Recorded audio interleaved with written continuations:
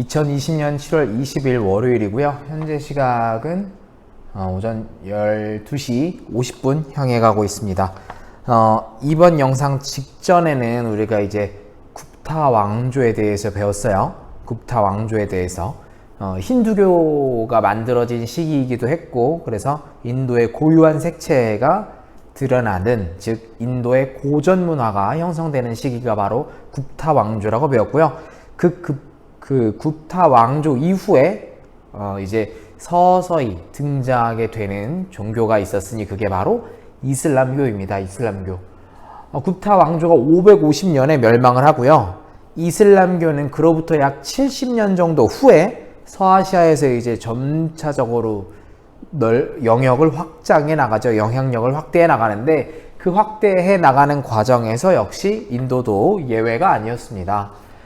굽타 왕조라는 어떤 막강한 국가가 사라진 이후에 이슬람 세력들이 이제 계속 물밀듯이 들어오게 됩니다. 인도는 계속해서 분열되어 있는 상황이었고요. 그래서 8세기에는 이슬람 세력들이 인도의 서북쪽으로 계속 침입을 해왔습니다. 그러한 과정에서 가즈니 왕조라던가 고르 왕조가 수립이 되었었고요. 그런가 보다 하시고 이제 넘어가서 그런 왕조들이 있었다가 사라지고 계속 혼란스러운 시기에 델리를 중심으로 술탄이 통치하는 시대가 벌어집니다. 술탄이라고 했으니까 어느 종교를 믿고 있겠어요? 이슬람교를 믿고 있겠습니다. 13세기에서 16세기까지 연도로 따지자면 1200년대에서 1500년대까지 우리가 볼 수 있을 건데요. 우리나라로 따지자면 고려 1200년대니까 원간섭기 시기가 될 것 같고요. 그 다음에 16세기는 1500년대니까 세조 조선시대, 그 시기를 우리가 델리 술탄 시대라고 합니다. 델리라는 지역은 인도에서 한 12시 요 정도에 있는 지역이에요. 도시 이름인데 그곳을 중심으로 해서 이슬람을 믿는 술탄이 이슬람교를 이제 전파하기 위해서 나라를 세웠다라고 하고요. 5번의 왕조 교체가 있었는데 약 시기적으로 300년 동안 5번의 왕조가 교체가 있었습니다.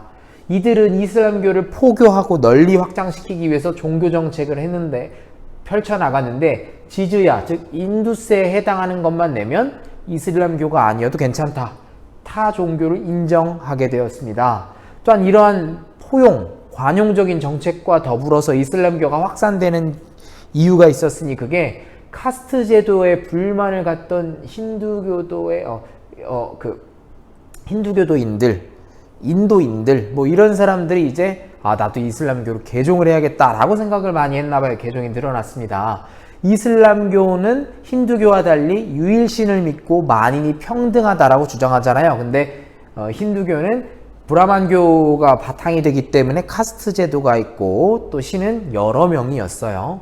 근데 이제 그것과 다르게 신분의 차별을 두지 않는 이슬람교를 믿고자 하는 사람들이 늘어났다. 여기까지 이제 북인도에 대한 내용이고요.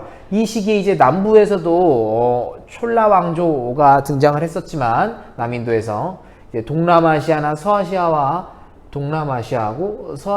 배를 통해서도 교류를 많이 해서 힌두 문화를 동남아시아에 전파하더라. 요 지역이 촐라 왕조가 있었겠죠. 그렇게 그냥 간단하게만 이해하시고 넘어가시면, 자, 오늘 우리가 본격적으로 다루게 될 마우리아 왕조, 쿠샨 왕조, 굽타 왕조, 물론 델리 술탄 왕조 잠깐, 그 다음에 무굴 제국입니다.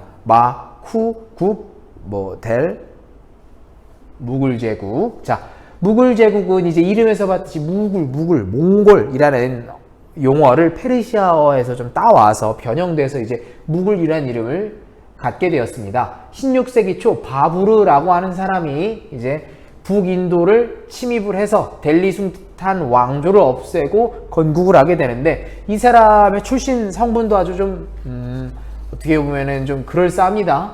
아버지는 티무르게이고요. 어머니는 칭기스칸의 후예라고 여겨져요. 정복자들의 후예겠네요. 바부르라는 황제가. 자, 그 이후에 그의 손자였던 아크바르 황제가 즉위하게 되는데, 이 아크바르 황제는 영토를 상당 부분 넓혀서 남부 지역 일부를 제외한 대부분의 북부, 중부 인도를 통일을 했습니다. 관료제를 두었고요. 지방행정기구를 정비해서 통치체제를 다듬어 나갔고요. 또한 역시 관용정책을 펼쳐서 본인도 이슬람교를 믿지만 힌두교도와 이슬람교도 모두를 다 관료로 고르게 등용하려고 했고, 또 지즈야를 폐지하면서 야 이제 돈 인두세 따로 내지 않아도 돼, 그냥 니네 종교 믿고 싶은 거 다 믿어 라고 했더니 기존의 힌두교도들이 역시 많이 환영을 하더라. 악바르 황제, 이 악바르 황제의 손자가 있었는데 그 손자가 타지마할을 건설했던 샤자한이라는 사람입니다. 이따가 샤자한 할 때 같이 얘기해요. 자, 샤자한의 아들이었던 아우랑제브 황제는 영토 확장을 더더욱 넓혀 나아갔습니다. 남인도 대부분을 정복했어요. 남인도를 제외한 부분이었지만 남인도를 포함한 대부분을 다 점령을 한 게 아우랑제브 황제고요. 최대 영토를 만들었다. 하지만 전쟁을 많이 하다 보니 재정에 난이 오더라. 재정이 안 좋아지더라. 또 특이하게 종교정책을 이슬람 제일주의를 내세웠습니다. 이슬람 교도를 믿어야만 통치하는 데 껴준다라는 거죠. 또한 힌두교 사원을 파괴하고 폐지했던 지지야를 다시 부활시키면서 인두세를 납부하라고 하게 되었죠. 아마 재정난을 해결하려는 모양으로 지지야를 부활했던 건데 민심, 여론이 좋지 않았죠. 반란이 많이 일어납니다. 시크교도라고 하는 시크교가 만들어지고 그들이 이제 펀잡 지방, 여기 11시 지방이라고 서북부 지역이라고 보면 될 건데 거기에서 이제 반란을 일으키거나 마라타 왕국, 인도 중부 지역을 거점으로 하는 마라타 왕국이 반란을 일으키고 그 세력들이 모여서 마라타 왕국과 마라타 동맹 이런 것들이 이제 계속해서 무굴 제국을 괴롭히더라. 또한 무굴 제국 내부에서도 후계자 자리를 놓고 분쟁이 일어났고 또 각 지방에서의 호족들이 이제 서로 지방 정부로서 행사를 하고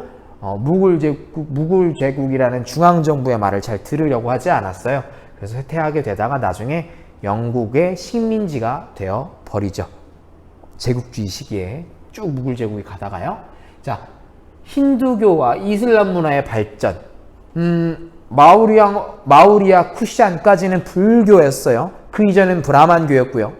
그 다음에 굽타에서는 힌두교가 만들어져서 불교랑 혼합된 여러 가지 인도의 고전 문화가 만들어졌습니다. 인도 문명에서는 브라만교, 그 다음에 마우리아 왕조, 굽타 왕조에서는 불교, 물론 마우리아는 상좌부 불교, 마우리아 왕조, 쿠샨 왕조는 대승불교. 자, 넘어와서 굽타 왕조는 힌두교가 만들어지고 기존에 있었던 불교하고 혼합돼서 인도의 고전 문화가 만들어졌어요. 자, 넘어와서 이슬람이 계속해서 들어와 델리 술탄 왕조도 있었고 또한 무굴 제국이 만들어졌는데 여기선 이제 힌두교, 불교 조금, 이슬람교 조금 해서 문화가 새롭게 더 발전이 되더라. 배경 말했던 거죠. 이 아랍의 문화, 페르시아의 문화, 투르크 풍습 여러 가지들, 중앙아시아 여러 가지 문화들도 다 와서 혼합이 되더라. 언어에서는 특이한 건 공식 문서 아니면 또 외교 언어로서는 페르시아어가 활용이 되고요. 일상에서는 힌두어, 페르시아어, 아랍어가 함께 혼합된 우르두어가 일상에서는 쓰이고 있었습니다. 종교에서 특징적인 건 시크교가 만들어졌어요. 기존에 있던 힌두교와 이슬람교가 합쳐진 건데 힌두교의 문제점이라고 여겨지는 것들을 보완하려고 이슬람교를 같이 가지고 온 것 같아요. 우상 숭배하지 마라. 카스트제도, 신분 차별하지 마라. 또 유일신을 믿자. 이런 것들 이슬람에서 좀 볼 수 있는 것들이잖아요. 함께 들어와서 시크교가 만들어졌다.